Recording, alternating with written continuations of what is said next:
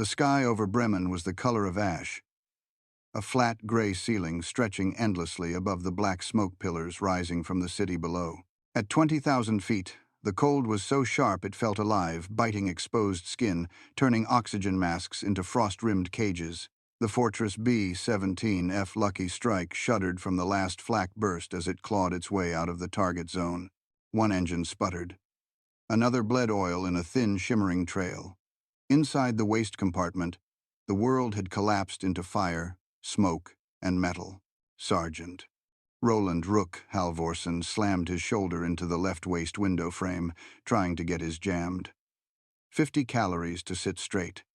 It wasn't just misaligned, it was nearly tearing itself free. The recoil block mount had snapped during the last evasive break, and every new vibration sent the weapon kicking sideways like it wanted to buck out of the aircraft entirely. Rook knew what that meant. If the gun failed now, the Fortress would be naked on its entire port side.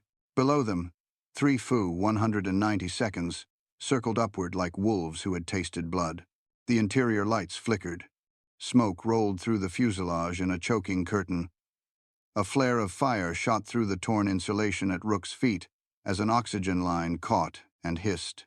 The metal floor had begun to glow from heat, and shards of flak rattled around like dice inside a steel cup.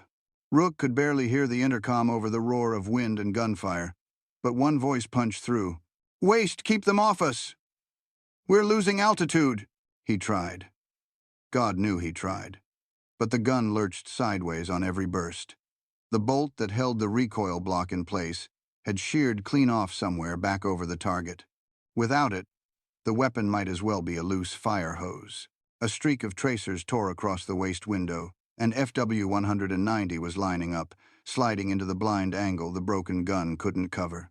Rook's hands trembled as he yanked at the assembly, trying to realign the weapon, but the metal was warped and the mount gaped open like a cracked jaw. Then something hit him in the leg.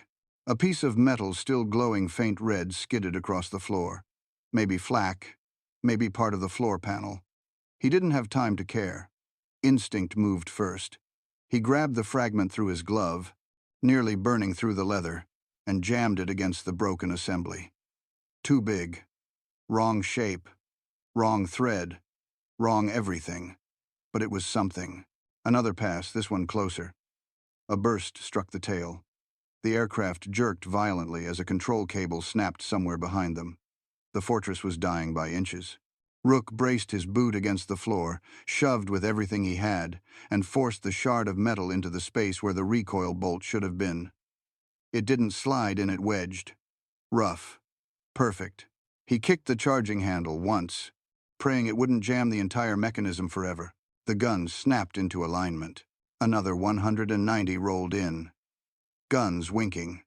Rook didn't think. He didn't breathe. He just fired. The 50 calories roared. Stable for the first time in minutes. Tracers stitched across the German fighter's wing route. The 190 flinched hard right, smoking as it broke off and dove away. Rook screamed into the intercom. "Left waist! Back online!" The Fortress lurched again. But this time, it lived. For the moment, behind him the fire hissed. Above him, the oxygen mask clicked with frost. Below him, the German fighters regrouped for another attack. And in his shaking gloves, the scrap metal bolt sizzled faint heat through the mount he had no business repairing midair. At 20,000 feet, inside a burning fortress, with enemy fighters circling for the kill, one gunner's improvised piece of metal, jammed in desperation, had just given the crew a few seconds more to live. They would need every one of them. For as long as crews had flown the flying fortress, one belief towered above the rest. B-17 seconds were lost to flak and fighters, not to their own guns. Aircrew after aircrew stepped into their briefings certain that if a fortress went down, it would be because flak tore open a wing tank or because a wave of FW-190 seconds punched through the formation. The danger, they believed, came from outside. But that belief, comforting, simple, and repeated endlessly through the 8th Air Force, hid a more dangerous truth. B-17 manuals boasted of rugged, reliable, combat-proven Browning, 50 caliber machine guns. Maintenance crews told rookies, These girls never quit. Gunnery instructors swore that as long as you fed the gun clean belts and kept the headspace set properly, it would fire until the barrels melted. Waist gunners climbed aboard each morning with the same confidence. The guns might jam occasionally, but nothing catastrophic. After all, flak made the headlines, not recoil bolts. What the crews didn't know, what almost no one wanted to admit, was that the 50 calibers mounted in the waist windows were among the least stable gun installations on the entire aircraft. Not because the guns themselves were flawed, but because of the mounts, bolts, and recoil assemblies hammered together in American factories racing against time. Tens of thousands of gun mounts rolled out of plants with slightly misaligned threads, imperfect castings, or heat treatments that weren't uniform. Under normal vibration, these flaws meant nothing. Under combat vibration, the harsh, twisting, unpredictable kinds produced by evasive turns, burst fire, and flak detonations, they meant everything. By mid-1943, internal 8th Air Force maintenance memos quietly recorded a truth that never reached the briefing rooms. Over 40% of waist gun failures weren't caused by ammo or gunners. They were caused by broken, sheared, or warped mount components. Yet crews still believed the myth. They believed guns only failed when misloaded. They believed jams happened because a gunner did something wrong. They believed losing a waist gun was an inconvenience, not a death sentence. But in formation bombing, one failing gun didn't just silence a window. It carved open a blind arc, sometimes 15, sometimes 20 degrees wide. An invitation for a German pilot to wedge in, fire a perfect burst, and peel off a wing or slice a cockpit. The misconception ran deep enough to shape doctrine. Crews trusted the fortress to survive as long as they followed procedure. They trusted the overlapping guns to cover every angle. They trusted the design more than the men maintaining it. A sense of invulnerability formed around the aircraft. The flying fortress image, the myth of the unbreakable bomber.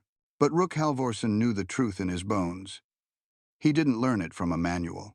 He learned it from the way his mount vibrated too much on cold mornings, from how the recoil block sometimes rattled on long missions, from how the floor plates flexed when the pilot pulled a hard port turn. He'd seen enough bolts shear and enough guns twist off axis to understand that the danger wasn't just outside the aircraft. Sometimes, the deadliest threat came from inside the failure no one expected. The misconception blinded crews, lulled them into believing a broken gun was just bad luck, not a fatal breach in the fortress's defensive geometry. They were told to fear the enemy they could see. They were never warned about the mechanical weak link hiding inches from their hands. But when the bolt on Rook's gun snapped over Bremen, the myth finally cracked. The enemy didn't kill his gun. The fortress almost killed itself, and only an improvised piece of scrap metal stood between his crew and a clean, merciless firing run from a German fighter who had just spotted the opening. Before Rook ever shoved a glowing scrap of metal into the side of a gun mount at 20,000 feet, the real story of that moment had been written months earlier on factory lines under crushing deadlines, in supply depots balancing impossible quotas, and inside the freezing, vibrating, buffeting hell that was the B-17 waste compartment. If you looked at the flying fortress from the outside, it appeared unstoppable, bristling with guns, armored in key places, strengthened by overlapping fire arcs. But the truth was simpler and harsher. The B-17's strongest guns were only as strong as the cheapest parts holding them in place. By the summer of 1943, the American war machine was in full sprint. Factories in Michigan, Pennsylvania, and California were cranking out Browning, 50 calibers by the tens of thousands. Every gun needed mounts, pins, bolts, recoil blocks, buffer collars, and spring retainers, small pieces, cheap pieces, easy pieces. At least, that's what the procurement offices believed. But the steel shortages, subcontractor inconsistencies, and rushed heat treatment schedules meant those easy pieces often arrived with microscopic flaws, hairline cracks, misaligned threads, bolts, just a fraction softer than they should have been. 90% of the time, none of it mattered. On the ground, the parts looked perfect. In training flights, they performed flawlessly. But the B-17's waist guns didn't care about 90%. The waist windows were the worst environment any .50 caliber mount could face. Unlike the top turret or chin turret protected, stabilized, reinforced, the waist guns were strapped to lightweight swivel mounts, bolted into thin fuselage ribs. These ribs flexed under load. They flexed when the pilot banked hard left or right. They flexed when the aircraft dove, climbed, or hit turbulence. Every vibration traveled straight into the recoil mechanism. Over time, those vibrations began loosening everything: buffer screws, retaining pins, friction locks, and deadliest of all, the recoil block bolt. Gunners called it the ankle bone. If that bolt cracked, the whole leg gave out. Most gunners never knew how close their mounts came to failing. The ground crews did. They saw the wear patterns, the metal dust around the threads, the tiny elongations where steel had been stretched too many times. But with so many missions, so many aircraft, and so little time, ground crews triaged. They fixed what was breaking now, not what might break later, and the waist guns, constantly battered by slipstream and vibration, were always on the edge. That's where Rook Halverson came in. Before the war, he wasn't an engineer or a machinist. He was a farm kid from Minnesota who spent his childhood repairing combine harvesters, welding fence posts, and improvising parts when stores were 20 miles away and closed on Sundays. He understood metal not from theory but from touch, the sound it made when stressed, the way it vibrated when a bolt was too loose, the way it resisted when a thread was starting to shear. In training, the instructors noticed he adjusted his gun mounts with more care than the others. Not out of fear, out of instinct. On missions, he noticed things the manuals never mentioned: the slight change in recoil rhythm during steep banking turns, the faint metallic clink when a mount began to slip, the way frost made metal brittle before the sun rose above 10,000 feet. Logistics shaped the rest. The B-17 was a masterpiece of redundancy, but only as long as every gun, every angle, every arc stayed alive. If one gun failed, the geometry shifted. If two failed, the fortress was exposed. And waist guns failed more often than any other weapons on the aircraft. They froze, they jammed, they twisted off alignment, they seized during long bursts. And worst of all, their recoil mounts cracked under repetitive stress. By mid-1943, supply officers quietly circulated a warning among maintenance chiefs: high wear on recoil mounting bolts, inspect frequently. But inspections didn't stop failures. They simply documented them. Rook understood something the manuals didn't. Waist guns didn't need perfect parts, they needed parts that could survive chaos. The parts arriving in crates were built for production quotas, not battlefield physics. And physics is cruel. It doesn't care about quotas. The moment above Bremen, the fire, the failing bolt, the German fighters closing in wasn't luck. It was the natural result of everything the supply chain ignored: material stress, mount fatigue, imperfect machining, vibration harmonics, freezing metal, and the fact that the B-17's most important weapons were attached to its most fragile structures. The weakness had been there all along. Rook was just the first man forced to fix it in the middle of a firefight. The men who flew the fortress believed danger came from the sky, from flak, fighters, weather, oxygen loss. Almost none of them understood the math, quietly stalking them from inside their own fuselage. The numbers behind a waist gun failure were small, unglamorous, and easily ignored, but they were lethal long before an enemy pilot lined up a shot. And when you assembled those numbers into a single equation, the conclusion was terrifying. The most catastrophic failures often started with a bolt the size of a finger. Start with the part itself, the recoil block bolt. In factory specs, it was supposed to handle a load of several hundred pounds of backward force each time a 50 calories cycled. That was on paper. In the real world, especially in early 1943, rushed subcontractors produced bolts with inconsistent carbon content and uneven heat treatment. Metallurgists later estimated that up to 18% of mounts delivered to waste positions had at least one bolt with suboptimal hardness. Not faulty enough to fail immediately, just faulty enough to fail eventually. The second number: vibration. Waste windows were the worst place in the fortress for metal stress. The fuselage flexed several millimeters during evasive turns, and the slipstream pressure in those open windows was violent enough to make the guns vibrate at frequencies far above normal test conditions. Engineers studying recovered aircraft later found that these vibrations increased the effective fatigue on recoil bolts by 300–500%. A perfect bolt could handle it. A nearly perfect bolt couldn't. And early war mounts were built by the lowest bidder, not the best craftsman. The third number: jam probability.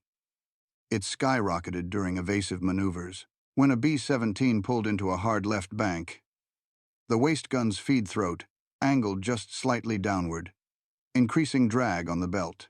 Combined with vibration, this raised jam likelihood by 6 times.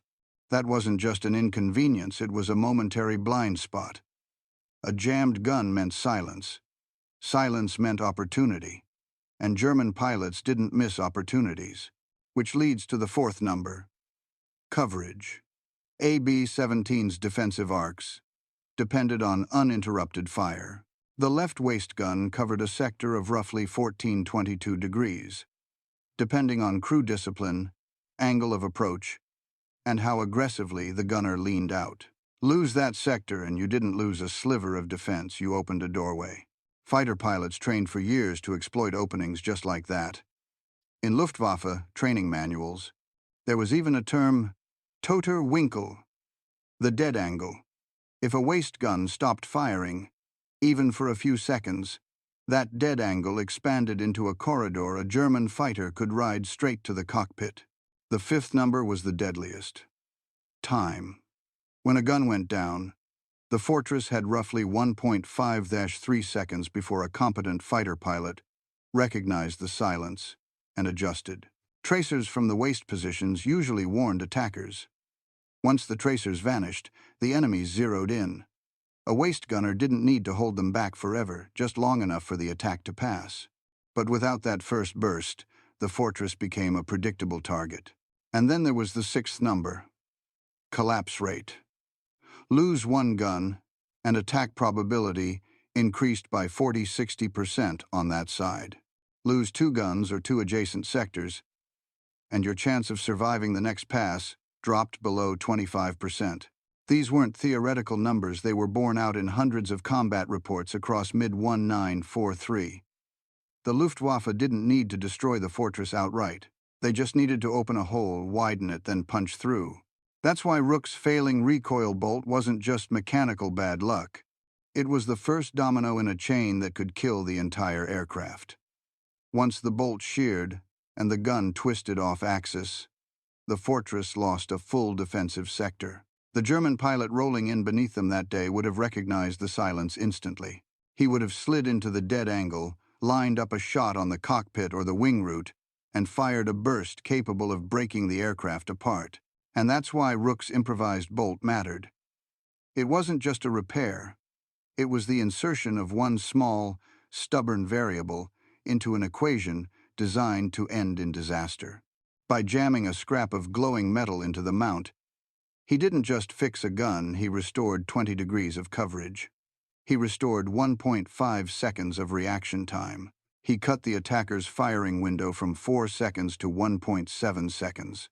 He rebuilt the defensive geometry mid-firefight. Numbers don't care about courage. Numbers don't fear death. But sometimes in the hands of the right man, numbers bend. And that's what happened when Rook forced a piece of scrap into a broken mount at the edge of the world. Fire still licked the insulation by the waist window, curling into the compartment like a living thing searching for air. Rook could feel the heat through his sheepskin jacket, the cold and flame battling each other inches from his skin. The fortress rattled, dove, and climbed in uneven jerks as the pilot fought a wounded airframe through a sky full of predators. Everything that could shake was shaking. Everything that could fail was failing. Everything except the one improvised bolt keeping Rook's gun alive. The moment he wedged that glowing scrap into the recoil block mount, it didn't feel like a repair. It felt like a prayer hammered into metal. But the 50 had snapped into place, straight, aligned, hungry, and sometimes that was the only difference between a dead gun and a living one. Rook didn't have time to think about it. The FWO 190 he'd driven off was looping around for another strike. He could see its sleek, purposeful, apex predator energy in motion. The German pilot knew the fortress was bleeding. He knew the left waist gun had failed moments earlier, and he was coming back to claim the opening he assumed was still there. Rook kicked the charging handle once. The bolt slid cleanly. His scrap metal fix held. The gun was alive. The intercom crackled with panic beneath the static. Tail to waist, he's coming around port side. Pilot to waist, we can't take another hit, keep him off us. Rook planted his boots, leaned into the mount, and waited for the 190 to slide into his window. He didn't fire early. He couldn't risk another jam. The improvised bolt was holding, but if the mount twisted again, he'd lose it for good. The 190 flashed through smoke, angling low. Rook's finger tightened on the trigger. The 50 bucked hard, harder than normal. Without the real bolt, the stress rippled through the gun like a punch spreading through bone. But the scrap metal wedge didn't slip. It groaned, flexed, and held. Tracers tore across the German's cowling. Rook walked the fire into the engine block. The 190 jerked violently, smoke trailing, but didn't go down. It banked away, wounded but alive. Then things got worse.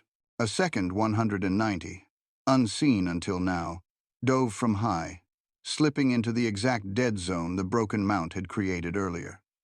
The pilot had been waiting for silence. He didn't expect the waist gun to still be firing. He committed too early.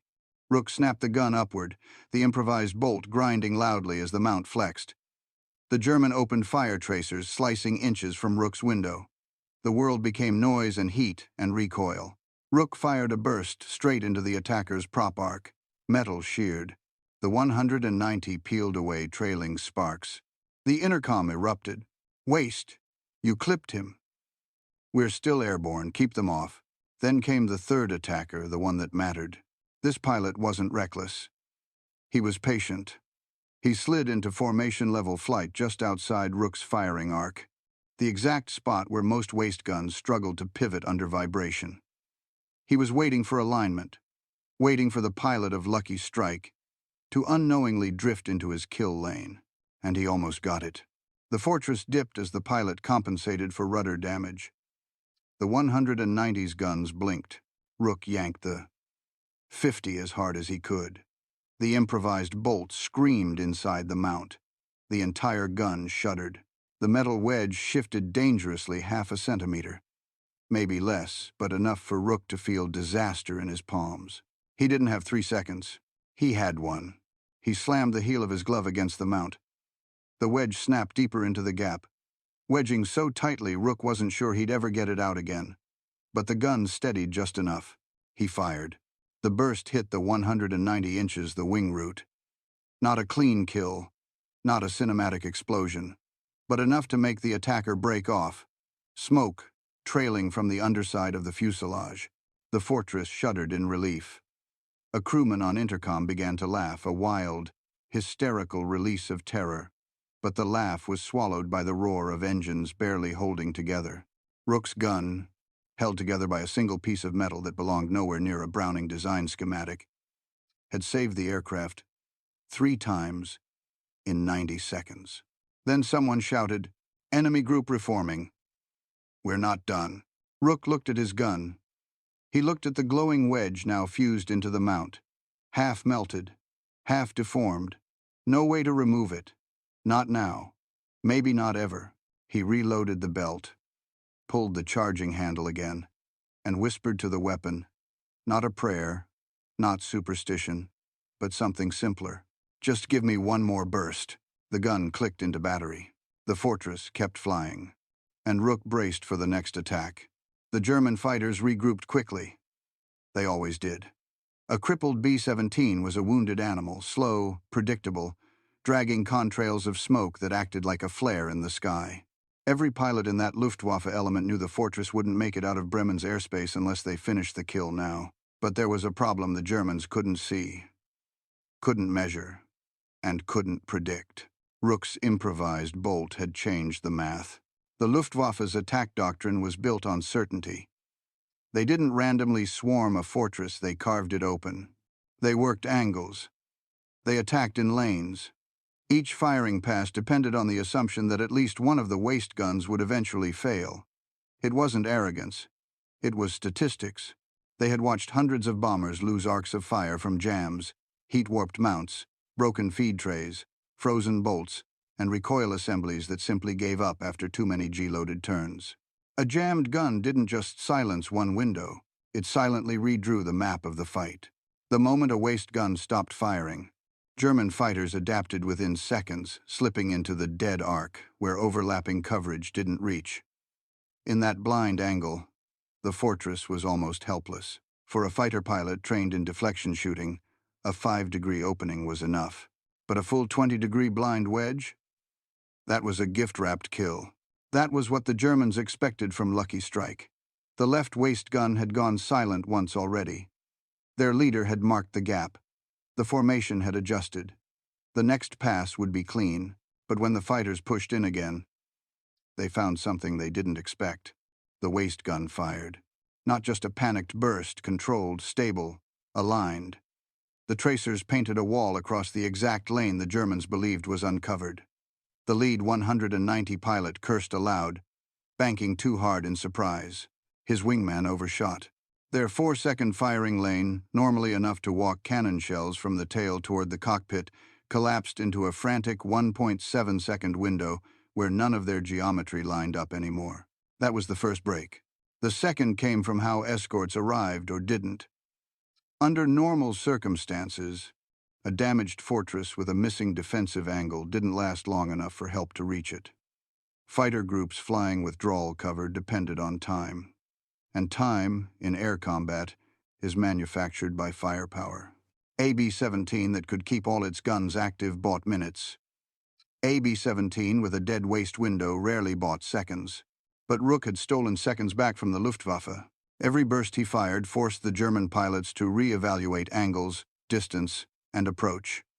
Their clean attack sequence turned into a staggered, disorganized scramble. Instead of rolling in together, they peeled off individually, denied the coordinated pass that guaranteed a kill. A fortress didn't need superiority.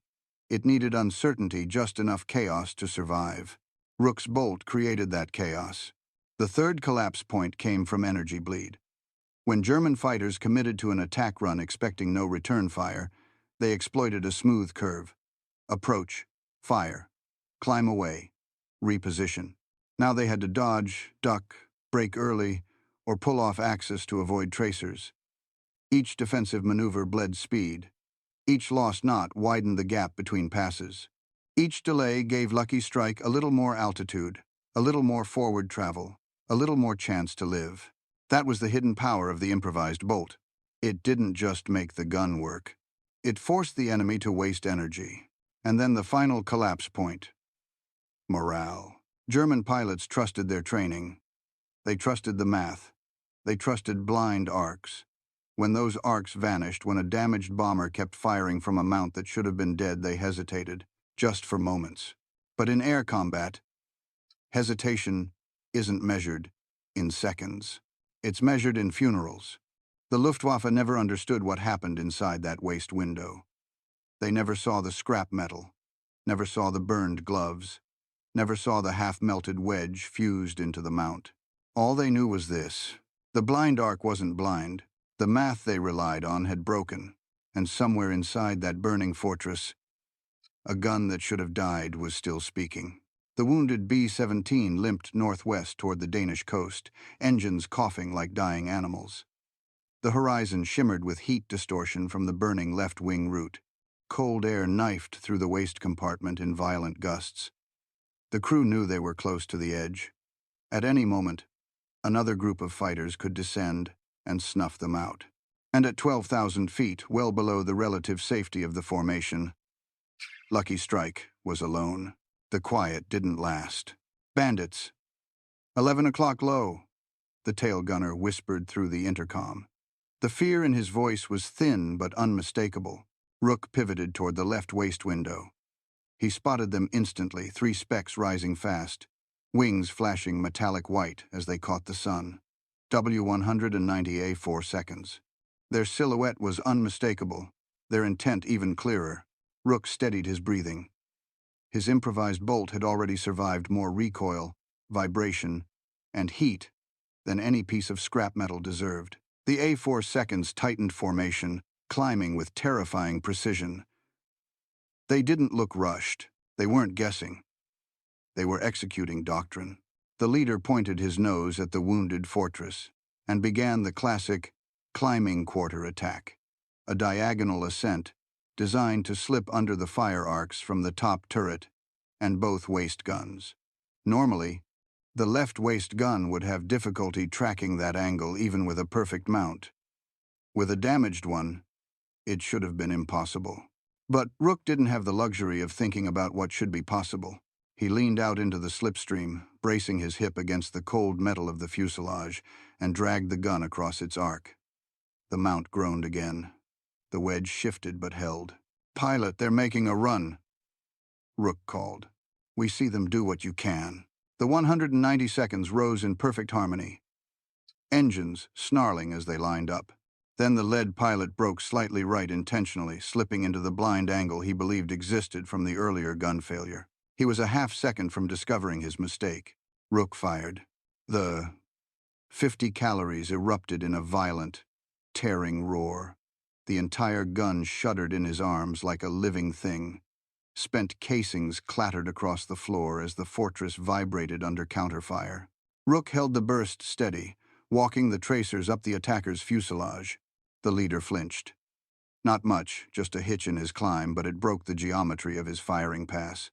His shells went wide, wonder livelied, shredding nothing but empty air. He pulled off, trailing a thin line of smoke.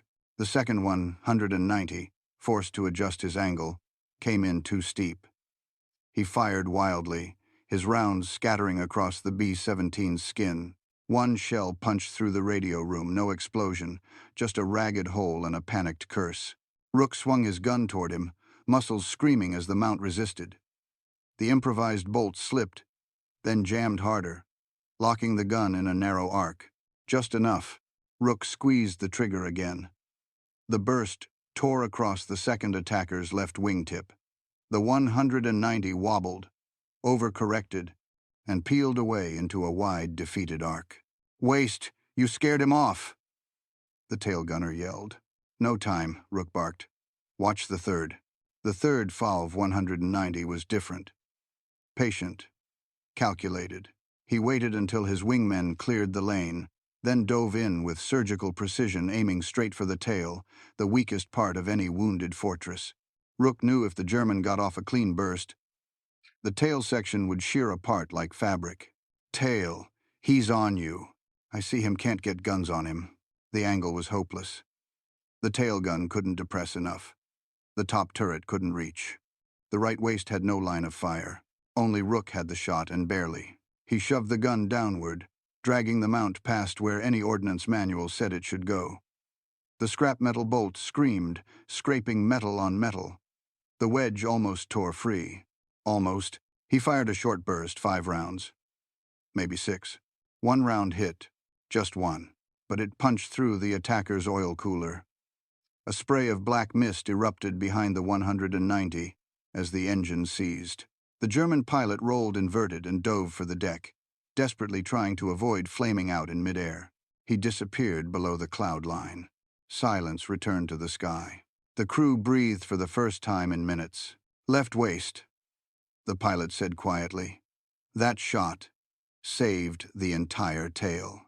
Rook closed his eyes, letting the cold air sting his face through the window. His hands ached. His knuckles were raw.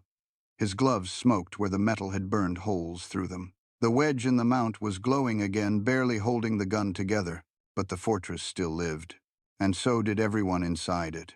By the time Lucky Strike staggered past the Danish coastline, the crew had lost track of how many times they should have died. The left wing still bled fire when the wind shifted. Aileron response was sluggish. Oxygen pressure flickered dangerously. The fortress looked less like an aircraft and more like a wounded metal animal limping on instinct alone. But the sky was finally quiet. Too quiet. Rook didn't trust quiet.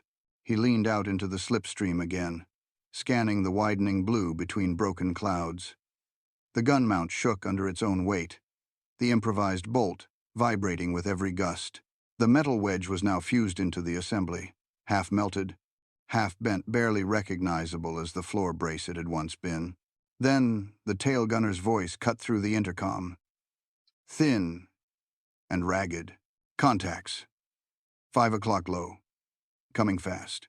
Rook snapped to the right window but saw nothing until 3 shadows materialized out of the haze like wolves emerging from fog.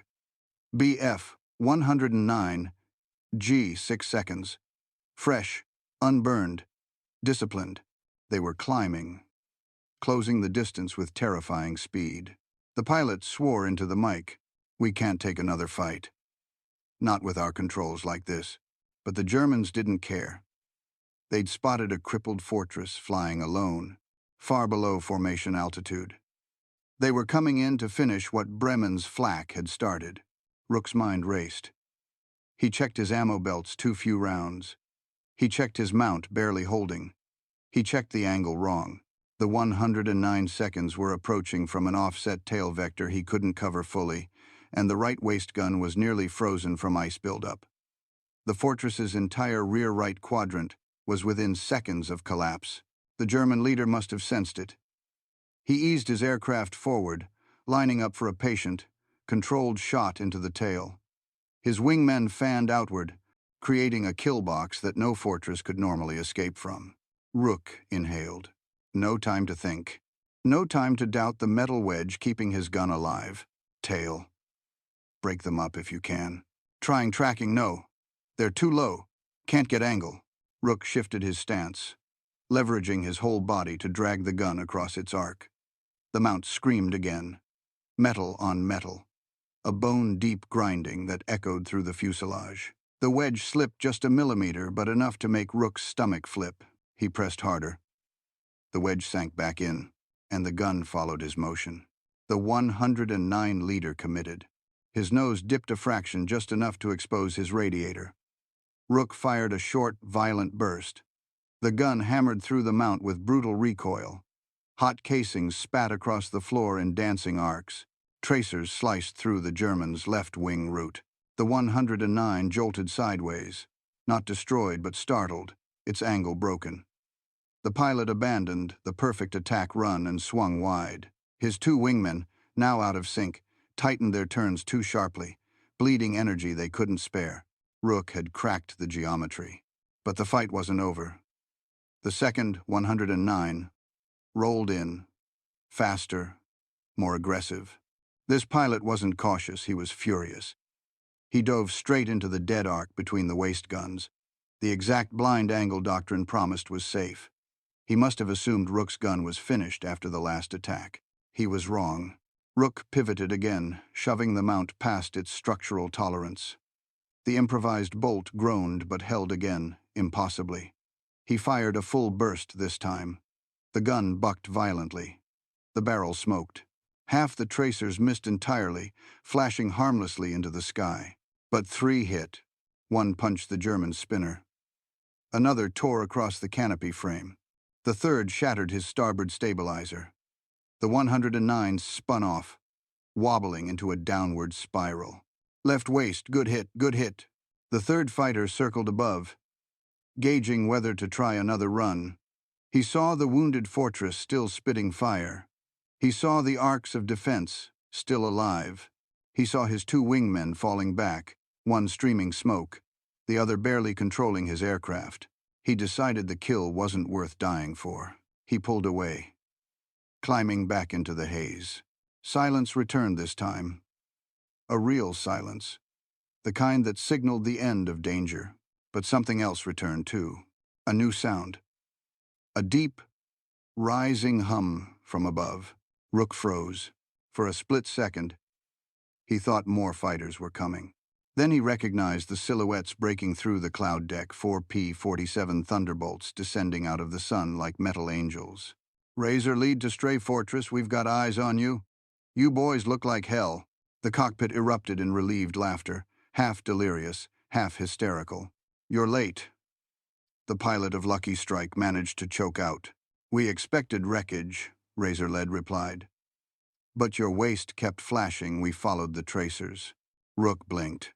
His gun, his improvised bolt, his impossible, brutal, half-melted repair.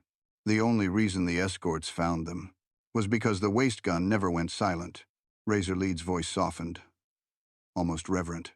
"Whatever you did back there, it kept you alive long enough for us to find you." The fortress stabilized into formation with its saviors. Rook sagged against the fuselage, exhausted beyond words. The gun mount still smoked. The wedge still glowed faintly red. But the fortress lived, and so did every man inside it. When Lucky Strike finally crossed the English coastline, it wasn't flying so much as surviving. The fortress wobbled in the crosswind, its left wing shredded, its skin scorched black, its tail barely holding together.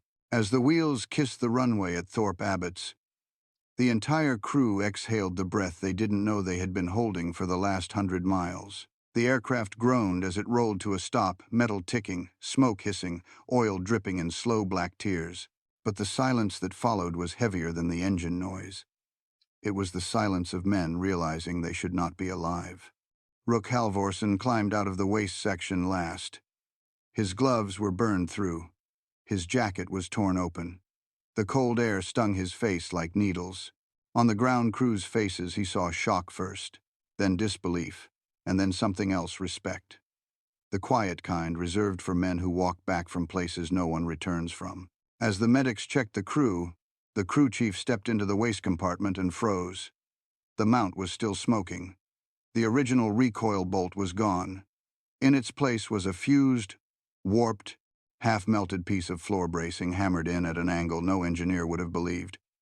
It looked like insanity. It looked like sabotage. But it also looked like salvation. He turned to Rook. "What the hell is this?"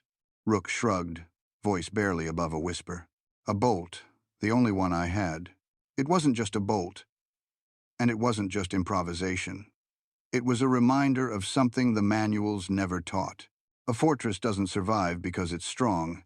It survives because its crew refuses to let it die." For years after the war, analysts argued about what saved Lucky Strike. They debated escort timing, enemy fuel limitations, weather patterns, altitude shifts. But the gun camera footage from the P-47 seconds told the truth. The waist gun kept firing. Again and again. Long after logic said it should have jammed. Long after physics said the mount should have snapped. Long after any rational system should have failed. That one improvised bolt didn't just keep a gun alive. It held an entire quadrant of the aircraft together. It denied the Luftwaffe the blind angle they needed. It cut firing windows nearly in half. It forced attackers to break formation, burn energy, and waste opportunities. It bought seconds precious, life-saving seconds, until the escorts arrived. The fortress didn't survive because it was armored. It didn't survive because it was fast. It didn't survive because it was lucky. It survived because one man refused to surrender a single arc of fire. There, on the tarmac, Rook peeled off his gloves.